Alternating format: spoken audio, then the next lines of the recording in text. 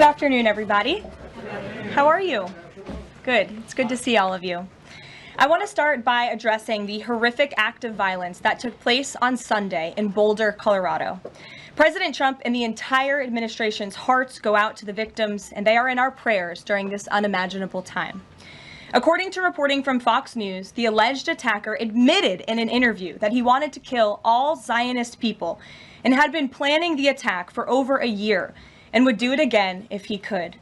This monster used a makeshift flamethrower and Molotov cocktails to light Jewish Americans on fire in an attempt to burn them alive. The victims at the incident location in Boulder were there to rally in support of Israeli hostages who remain in Hamas captivity. 12 were injured, including a Holocaust survivor. This is pure evil. The Department of Justice has already filed federal hate crime charges against the alleged perpetrator, and he will be held accountable to the fullest extent of the law. This tragedy is a sobering reminder of the consequences of the Biden administration's failed policies. According to the Department of Homeland Security, the Boulder suspect is an Egyptian national who was in the United States illegally. He entered the U.S. during the Biden administration in August 2022 on a B-2 visa until it expired. Upon the visa expiration, he overstayed, filed an asylum claim, and was given a work authorization by the Biden administration. Instead of deporting this heinous individual, Joe Biden's administration allowed him to stay in our country and to work. President Trump sounded the alarm over these reckless Biden policies for years because this is the predictable result of letting anti-American radicals and illegal immigrants pour into our country. Immigration security is national security. And that's why the Trump administration, at the direction of our great president, has secured our border, strengthened our immigration system, and has taken immediate steps to protect the United States from foreign terrorists and other public safety threats. President Trump acted swiftly upon taking office to reform our visa issuance process to ensure that dangerous aliens who are intent on harming Americans or our national security interests are no longer admitted into our country. Under the Trump administration, aliens will only be admitted into the United States through the legal process and only if they do not bear hostile attitudes towards our citizens, our culture, our government, our institutions, or most importantly, our founding principles. Under President Trump, the United States has zero tolerance for foreign visitors who support terrorism. Violators of U.S. law, including international students, will continue to face visa denial or revocation and deportation. And illegal alien criminals will continue to be arrested and deported from our country. On that note, ICE and federal law enforcement partners just wrapped up a month-long surge operation arresting nearly 1,500 illegal aliens in the Commonwealth of Massachusetts. During the enhanced operation, dubbed Operation Patriot, ICE Boston and other federal law enforcement personnel focused on transnational organized crime, gangs, and dangerous illegal alien offenders throughout Mass. More than half of the nearly 1,500 illegals arrested had significant criminal convictions or charges pending against them. Here are just some of the violent illegal aliens who were removed from communities in Massachusetts during Operation Patriot. A Salvadorian national with active Interpol red notice for aggravated homicide. A Guatemalan national and registered sex offender who had pending criminal charges in Boston for 5 counts of indecent assault and battery on a person 14 or over. A Honduran national who was last arrested for rape, indecent assault, and battery of a person 14 or over. A Colombian national charged with kidnapping, aggravated rape, and indecent assault and battery on a person 14 or over. And a Guatemalan national who was convicted of murder in Boston. Also, a Brazilian national who was charged with aggravated rape of a child by force and possession of child pornography. Again, these are people who are living in the Commonwealth of Massachusetts. And lastly, a Salvadorian national whose criminal history includes charges of aggravated rape of a child by force. I don't think anybody in this room wants these types of heinous criminals in your communities. And it's thanks to this administration that they are being removed from our country. When Democrat-run jurisdictions released violent illegal alien criminals back into communities after making arrests instead of turning them over to federal immigration enforcement like they should, those Democrats are putting law-abiding Americans at risk. And these insane policies force law enforcement officials to make much more difficult arrests that put their lives, our law enforcement lives, in jeopardy. President Trump is incredibly grateful for our heroic officers on the front lines getting these violent, illegal alien invaders out of our communities. Law and order is back in America under President Trump. And on that same note, there are new crime statistics that show crime is plummeting. In fact, Politico summed it up like this. Murder rates are tumbling across the U.S. in 2025. Homicide stats are down at least 20% over last year, and we could be on course for the lowest number on record. With President Trump in charge, the days of criminals being put over victims are over. On the topic of immigration, the Washington Post just ran one of the most ridiculous headlines ever, even by their standards. And on my very first briefing, several months ago, I said I would hold anyone accountable in this room. The Washington Post actually had this headline, "The mysterious drop in fentanyl seizures on the U.S.-Mexico border." How is this mysterious? There is no mystery about why there is a decrease in fentanyl coming into the United States. This administration's strong border policies are the reason there has been a decrease in fentanyl trafficking. His strengthened relationship with Mexican President Sheinbaum and all of the measures he has been taking to deter illegal human and drug trafficking at our United States southern border is the reason for plummeting fentanyl seizures at the U.S. border. There is nothing mysterious about that, and we'd like to see the Washington Post update their headline accordingly. This is clearly trying to intentionally manipulate the minds of the Americans, and I think the American people understand why there's been a fentanyl drop. And our office responded to this inquiry. We provided a whole host of the reasons that fentanyl seizures at the southern border have dropped, and the Washington Post refused to run them, and that's despicable. In other news, positive economic reports continue to flood in. Inflation dropped to 2.1% in April. Personal income increased 0.8% in April. So inflation is down and wages are up. That's almost triple the expectations and against the doubts of nearly everyone in this room. And we also saw the largest monthly decline in the trade deficit on record as a result of President Trump's very powerful tariffs.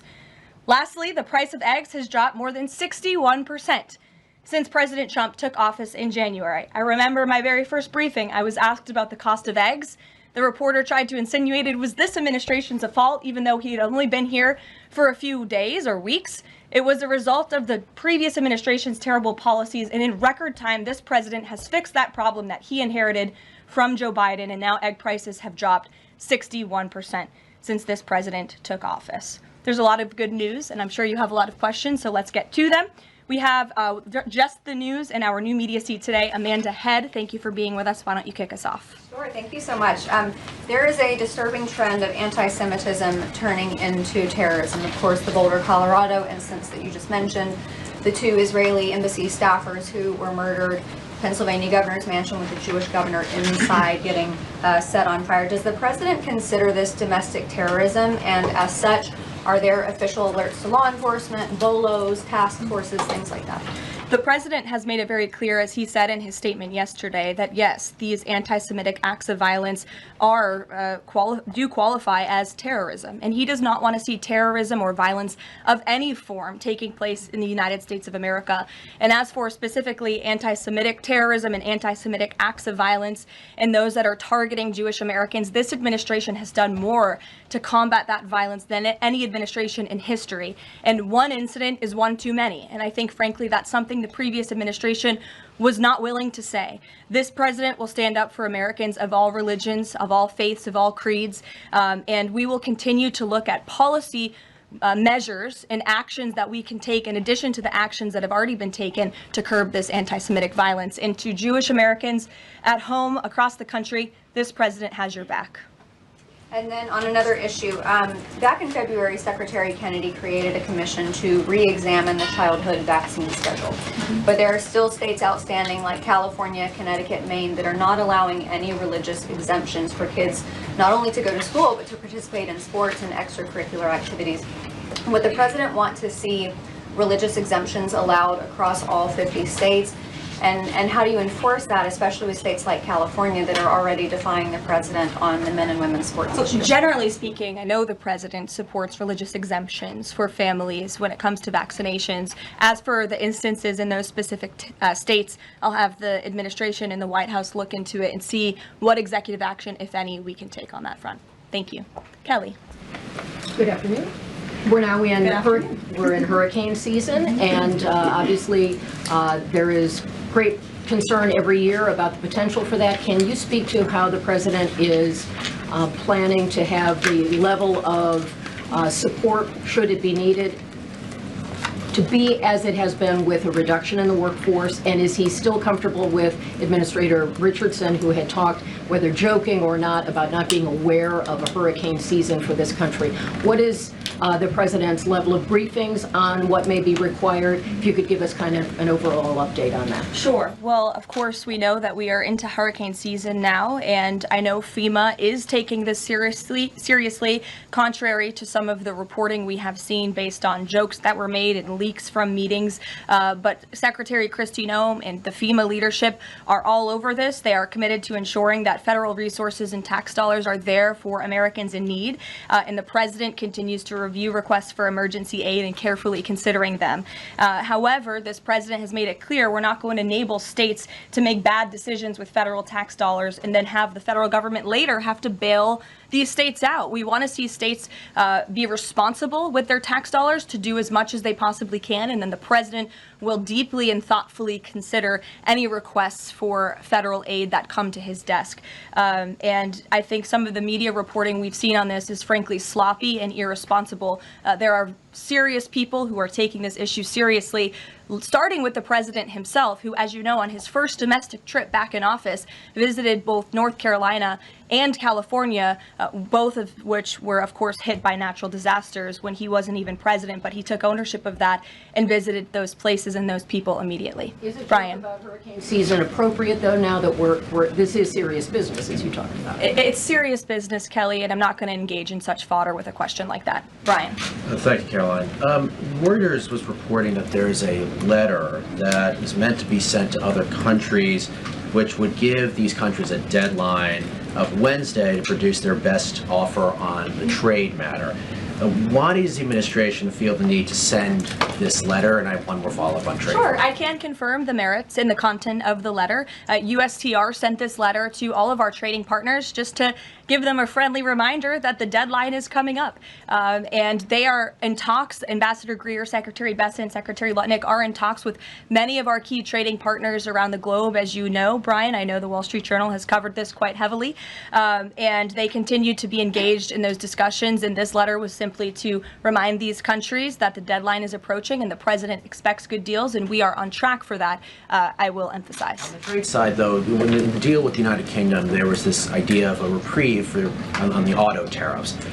Is the president looking to do another similar deal on the sector-by-sector reduction in tariffs, or is this more going to be deals related to the reciprocal tariffs that were announced months ago? Well, as I've said previously from the podium, and the president has discussed as well, each country has unique advantages, unique challenges to it based on their markets and what they export to us and what we export to them. And so that's why the president smartly advised his trade team to engage in tailor-made deal making. And we saw that with the United Kingdom, and we will see that with other countries as well. Kate. Does the president support the Senate moving forward with a bill imposing heavy sanctions on Russia? Look, the president has spoken about his position on sanctions on Russia. He has smartly kept this as a tool in his toolbox if necessary, but I think the Senate and everyone on Capitol Hill respects the president as the commander-in-chief for a reason.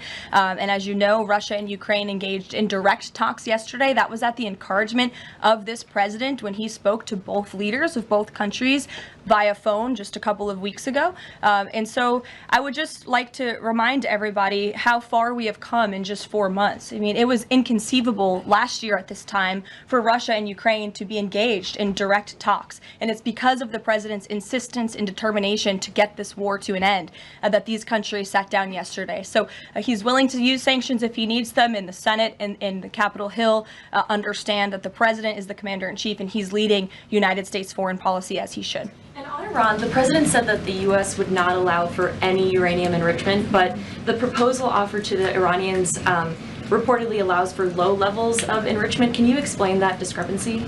I'm not going to comment on alleged details of the report. We're not going to negotiate through the media out of respect for these ongoing discussions and negotiations that Special Envoy Witkoff is leading. The president made his position very clear on Truth Social last night. In fact, it couldn't be any more clear, and I would reiterate that's his position. Special Envoy Witkoff sent a very detailed and acceptable proposal to the Iranian regime that the president hopes they will accept.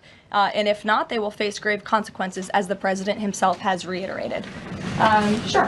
Thanks, Caroline. You're welcome. A couple of things, if I may. Firstly, can you confirm whether or not President Trump is going to be going to the NATO summit in The Hague later this month? I can confirm he will be going to the NATO summit, yes. Great, thanks. And another question on the Netherlands, in fact. Just wondering if you have any reaction to the collapse of the Dutch government there after the anti-EU and anti-Islam leader Geert Wilders, who's been described as the Dutch Trump, pulled out of the government there. I don't have a comment on that, but certainly we should and we will get you one, okay? Thanks. You're welcome. Brett. Thanks, Caroline. I wanted to ask, a couple days ago, the president announced that he was withdrawing the nomination of Jared Isaacman to lead NASA, citing a thorough review of prior associations. I wondered, why did this review happen just now, after the nominee was so far into the process? And can you explain the president's thinking on who he might choose? Look, the president reserves the right to nominate individuals to key administration posts. He also reserves the right to remove those individuals if he chooses, just like he reserves the right to fire anybody in the executive branch that he wants. And so a new replacement for NASA will be announced very soon, as the president himself said. Was there something in particular that came up that caused the president concern with this nomination? The president wants to ensure that all of his nominees are aligned fully with the America First mission of this administration. And again, he will be announcing a replacement very soon. Andrew, go ahead. Thank you, Caroline. You're welcome. It's been just about a month since President and Prime Minister Starmer announced... I can't see you all the way back there. Phil's head is in the way.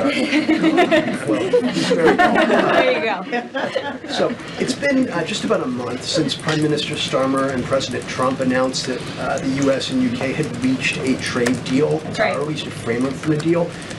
Now there are at least some conservative MPs in London who are complaining that Parliament has not yet seen the text of any deal. So I'd like to ask you from this side of the pond, is there a text for the deal ready to be released, submitted, and if not, when can we expect it? And then I have one more. There's most definitely text with this deal. There is language that this side has seen. You'll have to ask the UK Parliament why they haven't seen it from their own government. I obviously can't answer that question. And on Jonathan, Caroline, one more on Ukraine, go ahead, please. Jonathan. Sure, go ahead. On Ukraine, it's been a couple days since Ukraine made that audacious drone strike on Russian airfields. The president hasn't said a word about it, and usually he's not shy about making his thoughts known on the war, or it's not bad, on the war or any other subject. What have you heard from him on this audacious drone strike? Is he surprised? He said that Zelensky didn't have the cards when they met in the Oval Office a few months back. Does Zelensky possibly have some cards that the president hadn't known about? Look, the president's thinking on the Russia-Ukraine war as it stands, I spoke to him about it just this morning, is he remains positive at the progress that we've seen. Again, he urged both leaders to sit down and talk directly with one another, and they did that. Russia handed over a memorandum of peace, or a peace plan, or a suggestion of one, I understand, to the Ukrainian side. They also agreed upon the exchange of prisoners or hostages from each other's countries. So he remains positive about the progress that we're seeing, but he also is a realist, and he realizes these are two countries that are at war and have been for a long time because of his predecessor's weakness and incompetence. So he's working hard to solve this conflict, and that's where his mind is right now on it. Jonathan, go ahead. Thank you. Same topic, just to put a finer point on it. Does President Trump approve of Ukraine's decision to strike nuclear-capable bombers in Russia? I would like to let the president speak on that himself. And just to follow up, has the president... I would just add to that, the president does not want to see this war prolonged. He wants the fighting to stop, he wants people to stop dying, and he wants this to be solved at the negotiating table. The reason he is so deeply involved and has spent so much time and effort on this war is because he hates to see people dying. Again, these are not Americans that are being killed. These are Russians and these are Ukrainians. This is a war very far away. But this president truly cares about peace, and that's what he wants to see. What is President Trump doing to ensure that a similar internal drone attack doesn't happen here in the US, given this was done at pretty low cost, very stealthily? You know, it obviously raises questions about our own security, particularly for US aircraft here. It absolutely does, and that's why the president nominated Secretary Hegseth and has approved some of the changes that have been made at the Pentagon to ensure that we have the most lethal fighting force in the world, and that the United States military is the best, the biggest. That's why he wants the One Big Beautiful Bill to be passed, because it increases our defense spending. It's why he also launched the announcement of the Golden Dome to prevent from missile strikes and attacks in the future. And the president has a full understanding, I can tell you because I've spoken to him about it, about the future of warfare and how drones are a big part of that. And I will not get ahead of our policy team, but I think you can expect to see some executive action on that front in the very near future. Caroline. Caitlin. Two questions for you as well. On the big, beautiful bill, you said recently that it is, quote, blatantly wrong to say that it adds to the deficit. You essentially said that an estimate from the Congressional Budget Office and other scorekeepers you believe are wrong. But Republicans like Ron Johnson and Rand Paul disagree. They are saying that it will add to the deficit. That is their concern. Is the White House's position that those two Republican senators are, quote, blatantly wrong? It is. Those senators, it's not news that they disagree with this president on policy, and the president has vocally called them out for it and for they're not having their facts together. I would add the Congressional Budget Office has been historically wrong. In fact, they predicted the Trump tax cuts from the president's first term in 2017. Their prediction was wrong by $500 billion. Those tax cuts had nearly $500 billion more of revenue than the Congressional Budget Office scored. And I would also point out, I don't think many people know this, there hasn't been a single staffer in the entire Congressional Budget Office that has contributed to a Republican since the year 2000. But guess what? There have been many staffers within the Congressional Budget Office who have contributed to Democrat candidates and politicians every single cycle since. So unfortunately, this is an institution in our country that has become partisan and political, and we are very confident in our own economic analyses of this bill. There is $1.6 trillion in savings, and our Office of Management and Budget Director, Russ Vought, is a fiscal hawk. He is well known in this city for being a well-respected fiscal hawk. He has tools at his disposal to produce even more savings. And as you know, the White House will be sending our rescissions package to Capitol Hill today. And on immigration, the other day that the Homeland Security Secretary said, and I'm quoting her now, that an illegal alien threatened to assassinate President Trump and highlighted his arrest. A man has now admitted to framing him, saying that he wrote the letter that the DHS Secretary Kristi Noem posted online. Last I checked before I came into the room, that post was still up from DHS. Does the White House expect them to issue a clarification or a correction on that We front? can ask the Department of Homeland Security and get back to you. Jeff. Caroline, is the United States putting pressure on China to release its hold on rare earths that are hurting car companies and technology companies now that require that for their products? And is that pressure working? Well, I can assure you that the administration is actively monitoring China's compliance with the Geneva Trade Agreement. I know the United States, on our end, we have complied with the terms that we set, and our administration officials continue to be engaged in correspondence with their Chinese counterparts. And as you all know, and I know there's a lot of interest in it, there will be a leader-to-leader talk very soon. And when that happens, as always, we will let you know. Also in Asia, does the White House have a reaction to the results of the election in South Korea? Yes, we do. In fact, let me find it here for you. Should be somewhere in here. Thank you. We do not, but I will get you one, Jeff. Go ahead. Thanks, Caroline. Two questions on trade. Is this letter that was sent to trading partners a sign that the president isn't satisfied with the pace of these negotiations? Is he trying to light a fire under these talks now? Well, look, the president has been very direct to our trading partners in his conversations with them, with foreign leaders directly, that they need to cut deals with the United States of America. The tariff agenda of this president, he believes very strongly in it. And as you've all seen, he's unafraid to use tariffs to protect our industry industries and protect our workers, but he wants to see these tailor-made deals be signed. And I will tell you, of course, I never want to be the one negotiating with the press about these internal discussions and deliberations, but our team, who is deeply involved in this, sees these deals moving in the right direction. In fact, Ambassador Greer is in Paris right now meeting with many of our trading partners. We should still expect this flurry of deals in the next 36 days, and the plan is still for those full tariffs to go back into effect on July 9th. The plan is for the announcement of these deals to be made very, very soon, yes. Sure. Thank you, Caroline. You're welcome. So Governor Whitmer confirmed that she spoke with President Trump about the possibility of pardoning the plotters against her, the kidnapping case. She didn't give us an idea of what the president's reaction was to that. Do you have any information about what he said? Well, I won't reveal the president's private discussion unless he gives me liberty to, but I will reiterate what he said publicly when he was asked by one of the journalists in this room in the Oval Office a couple of weeks ago about the pardons. He said it's something he would look at, nothing more, nothing less. Haley, go ahead. Thanks, Caroline. And then to Kelly next to you. Thank you.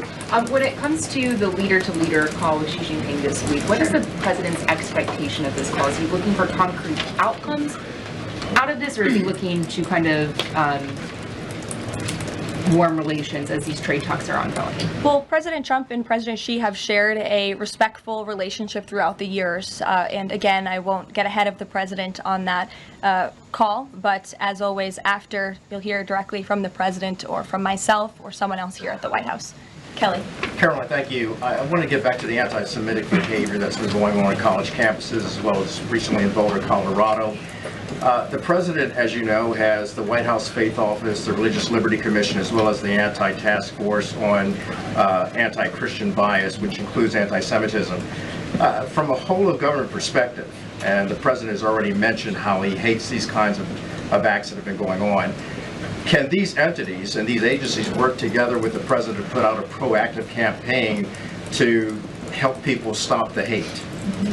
I think the president himself has been leading on this, Kelly, and has been incredibly clear in his rhetoric that he is not going to tolerate such hate or behavior in the United States of America. And you will see that rhetoric being followed up by action from the Department of Justice, who is seeking to prosecute these cases to the fullest extent of the law. And I know the Attorney General and the FBI Director were very quick to call this what it was, targeted terrorism. And there was some, I think, criticism from the media and well, at least pundits I saw on television saying, are they too quick to jump here? No, they see the facts and they reveal those to the American people, and they're transparent.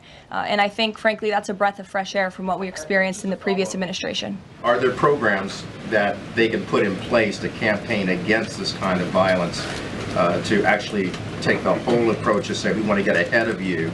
If you're thinking it, don't do it. And if you're going to do it, sit down and talk to someone within the Faith Office, within the Religious Liberty Commission, as well as the task force. Yeah, surely. It's a good idea, and I'll pass it along to them.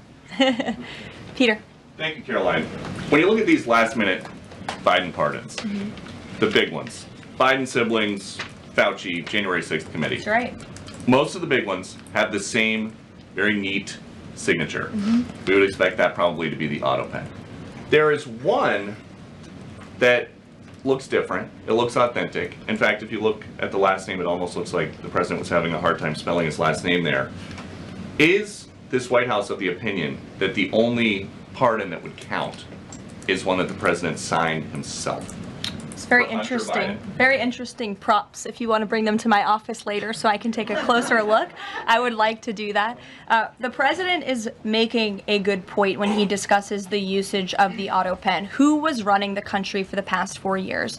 Perhaps those documents were signed with the auto pen, something that this, I believe the Department of Justice is looking into. As you saw, Ed Martin made an announcement at the Department of Justice this morning to launch an investigation because the American people deserve answers. Is there any concern that this president, who won the election on a promise to fix the economy and close the border, that focusing and scrutinizing these Biden pardons is looking into the past instead of looking forward. I think in comparison to the amount of time this president has spent on securing the border, on fixing our economy, I just read out for you an entire list of economic accomplishments. Look at the border numbers, look at the time and effort he's divulged into solving the global conflicts abroad. It pales in comparison, but it still, nevertheless, is a very important issue. And it was a huge issue that sent the president back to this White House. The Americans saw with their own eyes a mentally incompetent president, and they want answers for that, and the president believes they should have And them. something that just Go crossed ahead. Caroline, how mad do you think President Trump is going to be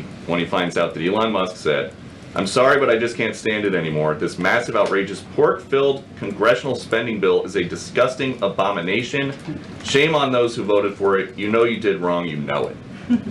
Look, the president already knows where Elon Musk stood on this bill. It doesn't change the president's opinion. This is one big, beautiful bill, and he's sticking to it. Tamara. Thank you. The National Security Council was reorganized, or some staffing changes were made the Friday before Memorial Day. I'm hoping you can explain sort of the new structure, what the structure is of the National Security Council, what the goal is in terms of staffing levels. What is the new National Security Council mode? Well, as with everything in this White House, it is a top-down approach. The president is here. He is president. He's not an auto pen like the previous president was. He's very much involved in literally every policy discussion and decision that takes place. And we felt it was best to reorganize the National Security Council to respond to that top-down approach that we have here in this White House, and to streamline the efficiency and the effectiveness of the National Security Council. And I would add that Secretary of State Rubio and now National Security Advisor Rubio is doing a tremendous job at leading the National Security Council. He knows the president. He understands where the president is on these issues. He's great to work with here at the White House. I can tell you that. I appreciate seeing him a lot more in the building. And he and the president and the entire National Security Council, who's made up of great patriots who love this country, are doing a tremendous job on the many conflicts around the world that this administration inherited. Is there a goal staffing level? I'm sorry? Is there a goal for the staffing level, like the number of people who would be in this National Security Look, we Council? just want the National Security Council to be as efficient as possible, and if staffing needs are necessary, I'm sure Secretary Rubio would not mind hiring people if necessary, but again, we've been working with them day in and day out, and they're chugging along and doing great work. Sure. Thank you, Caroline. Two questions, if I can. President Trump got involved himself in presidential election in Poland by supporting a conservative candidate who ultimately won. Yeah. What does it mean for the future U.S.-Polish relations? What's likely to change? Well, I believe the president is obviously pleased to see the result of the Polish elections. He met with Karol Nawrocki, if I'm pronouncing that correctly. Yes, Nawrocki. Okay, thank you. I appreciate your insight on that. He met with him at the White House, and he told him, you're going to win because you support common sense. And he supported strong borders in Poland. He supported an end to the woke, radical DEI stuff that we've seen not just here in the United States, but really take over Europe and frankly the whole world. He was very outspoken about that. And I was reading the reports about how the Polish people felt about this man, and they felt like he was putting the needs of Poland first. And that's a very refreshing feeling, one that we know very well here in the United States of America. So as you know, the United States and Poland have always had a very deep and strong relationship, friendship. They're a great ally, and I know the president continues to look forward to working with them. We have one more on Ukrainian drone attack on Russia. Was President Trump informed in advance by Ukraine that the attack is coming? He was not. Carrie. Caroline, so just want to go back to the issue on the anti-Christian bias as well as issues on anti-Semitic issues. Senator Grassley just put out a report saying that the FBI files have shown that the Catholic group targeting was way more prevalent within the FBI during the Biden era than was previously shown, as far as former FBI Director Christopher Wray was putting out there during congressional testimony. Can you discuss here what President Trump would like to see in terms of consequences within the FBI as far as those who were involved? Also, the second question, if the DOJ finds that the auto pen was used by President Biden, should those actions that were used with the auto pen, should they be null and void? I'm not going to get ahead of the Department of Justice's investigation into the usage of the auto pen. And again, the question is not, was the auto pen used? It's whether or not the President of the United States knew it was being used, and if not, who was using it in his name, which is clearly illegal behavior. Deanna. Thanks, Caroline. One on foreign policy, one domestic, if I can. Sure. On foreign, just speaking to the president's Truth Social post about Iran recently, saying that there will be no uranium enrichment. Is he saying that that's a red line for him, or no? I already answered this question. The president's been very clear about where he stands on that. Okay, and then on domestic, there's a report that Laura Loomer met with the vice president today. Can you speak to her relationship with the administration and if she's informally advising in any way? She is not. I do know she met with the vice president. As for what was discussed in that meeting, I would defer you to his team. Thanks, Caroline. I had one question on anti-Semitism, one question on China. So for years, radical leftists and Islamists have been calling for so-called globalize the Intifada. Do you believe this is a call for violence against Jews? And do you think these attacks on Jews around our country is what globalizing the Intifada looks like? I don't want to speak to the merits of those claims without looking into them, but as I said, any violence against Jewish Americans will be prosecuted to the fullest extent of the law. Absolutely. And also, Secretary of State Rubio made an announcement saying he'll be revoking visas of certain Chinese students, including those with connections to the Chinese Communist Party. Does that include sons and daughters of politicians, presidents, and chairmen? Again, Secretary of State Rubio has the right to revoke visas, and he made the announcement that the State Department will begin to aggressively revoke those visas of Chinese students who are in our country, namely those with Chinese Communist Party ties, or those who could be a threat to our national security and the interests of the United States. To both of you, yeah, go ahead and then back to you. Thank you. There are now reports that Israeli forces are firing on Palestinians trying to get aid from the Gaza Humanitarian Foundation. Up to 20 people, according to the Red Cross, have arrived to the hospital that they've set up with gunshot wounds, have died from them.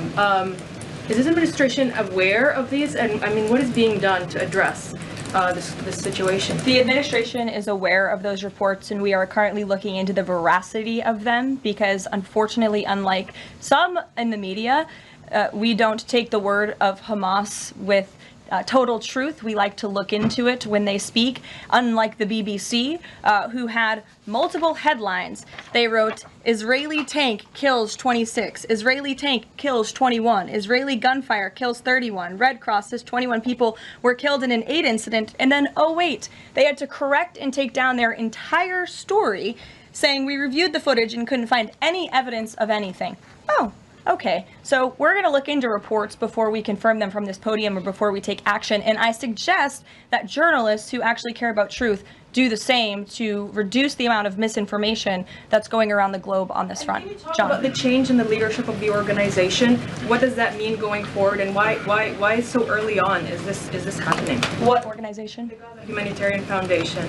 Well, look, this was a creative idea that the president called for to get aid into the region. These people were desperate and starving, and the president didn't like seeing imagery of that, and he wanted to ensure that aid was brought in with the approval of Israel for understandable reasons. We will never forget the brutal attack on October 7th. And again, this is something that the previous administration was unwilling to put the time and effort into doing. John. Thanks a lot, Caroline. I want to bring it back to the way you began your briefing, talking about the president's mass deportation program and his priorities. 40% of crop farm workers in the U.S. are undocumented, and that's according to the Agriculture Department. Do they have a carve-out in terms of the president's mass deportation program? The president and the Trump administration have been very clear. If you are in the country illegally, you are subject to deportation. Is there any concern that, given that large number, if that number is correct, 40% of crop farm workers being undocumented, that could impact the food supply here in America if those individuals that obviously help pick crops all across the country are deported en masse? Again, this administration is focused on deporting individuals who are in our country illegally. It's something we have to do. We cannot allow the previous administration's invasion of our country of illegal immigrants to continue. We just can't have it. And this is a law and order president. As for our farmers and their concerns, they have a president who has their backs and listens to their concerns and hears them. But we also have a legal pathway to come to this country and work specifically for agricultural work. So there's a legal way to do it, and we encourage that legal pathway, and we're currently working on strengthening our legal immigration system for that reason. Sure. Thank you, Caroline. I just wanted to follow up on your statement last week regarding the MAHA report. Sure. You said that there was, you said, I understand there were some formatting issues with the MAHA report that are being addressed, and that report will be updated. We also understand that since that, there have been some citations that came about. There's citations of studies that either did not exist or did not back up the report's conclusions. So when you were referring to formatting errors, is that what you were talking about, or was it, could you just explain that? Yeah, that's what I was talking about. There were formatting errors, and those errors were updated by the proper policy components here at the White House, and a new report was issued. So exactly what I said took place. Sure, go ahead, Alec. Yeah, good to see you.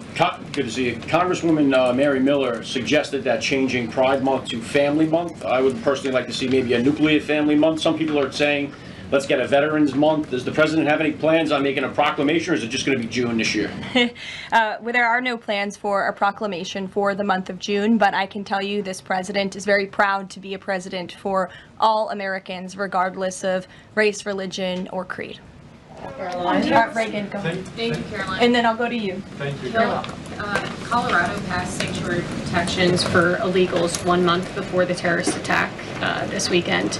2 questions. Why did the DHS remove the sanctuary cities list that it had published, which was ordered by the president? And then what is the administration going to do to further crack down on sanctuary jurisdictions to prevent attacks like what happened in Colorado? Sure. The Department of Homeland Security will be issuing a new list of sanctuary cities, an accurate list of sanctuary cities. As for what we're doing to crack down, the president has signed various executive orders and has directed the Attorney General to prosecute state and local officials who are not complying with federal immigration authorities and, most importantly, federal immigration law. Thanks, Caroline. Thank you, Caroline. Caroline. Thank you very much. Go ahead. So, does the president take calls from foreign leaders on the tariffs on steel and aluminum? Does he still intend to double them tomorrow morning?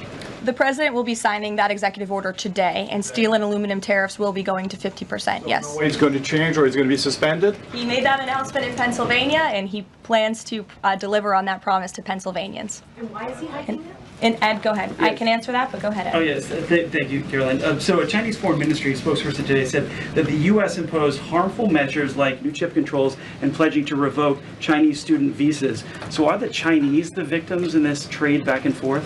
Look, I don't think anyone is the victim. These are two strong countries, and as I said, the president has a good relationship with China's president and leader, and that discussion will take place later this week. And what other authorities is the president looking at for tariffs should the decision in the appeals court not go his direction? Well, right now, his tariffs remain in effect. We spoke at length in my briefing last week about that decision that came down from the International Trade Court, which has been put on pause because the president absolutely does have the authority to implement tariffs and to declare a national emergency for our crippling trade deficit. He could always have the power to use Section 202 or Section 301 as well to impose tariffs if he deems necessary, especially Section 202 tariffs, which are sectoral, as you know, to protect our critical supply chains here at home. Thanks, Caroline. You're welcome. You've got U.S. business leaders begging for certainty. So why did the president suddenly decide to hike tariffs on steel and aluminum again? You also have U.S. business leaders begging to meet with this president and begging to come to the White House to talk to him because they know that he is a negotiator in chief, that he's making good deals on behalf of the American worker and the steel worker, in particular when it comes to the steel and aluminum tariffs, which he discussed in his speech at length at Pennsylvania, and the need for them. And I would just add, I was at that speech on Friday with the president, and there were 2,000 steel workers and their families in the room, many of them wearing their hard hats. I spoke to one backstage who said this is the greatest thing that has happened for that community in Pittsburgh, Pennsylvania in 60 years, because this is a president who doesn't just talk the talk, he walks the walk too, and he's delivering on his promises to bolster our steel and aluminum industries in this country and to protect those jobs. If not for this president, that steel plant in Pittsburgh, Pennsylvania would have closed. Those jobs would have been lost, and the president saved that company, he saved those jobs, and he's saving that community, and that's the intention of the steel tariffs, which he will sign later this afternoon. Thank you very much, everyone. We'll see you later.